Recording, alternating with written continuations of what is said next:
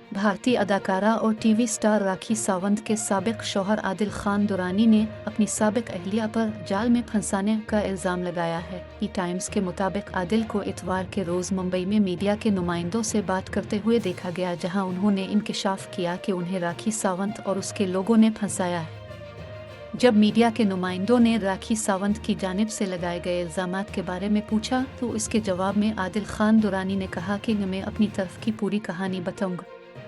इसने जैसे मुझे कैसे जाल में फंसाया मैं बताऊंगा। मैं कुछ दिनों में प्रेस कॉन्फ्रेंस करूंगा। करोड़ रुपए मुझे देने हैं या करोड़ रुपए मुझे लेने हैं। जब उनसे राखी से मिलने के बारे में पूछा गया तो उन्होंने बताया कि वो राखी की तरह यहाँ वहाँ मीडिया को बातें नहीं बताएंगे।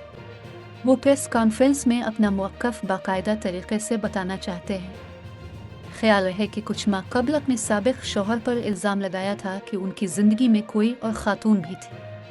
उन्होंने आदिल खान दुरानी पर इस्तेहसाल करने और अपने फ्लैट से पैसे और ज़ेवरात चुराने का इल्ज़ाम भी लगाया था, जिस नतीजे में आदिल से मुंबई के थाने में तफ्तीश की गई थी और हिरासत में रखा गया था।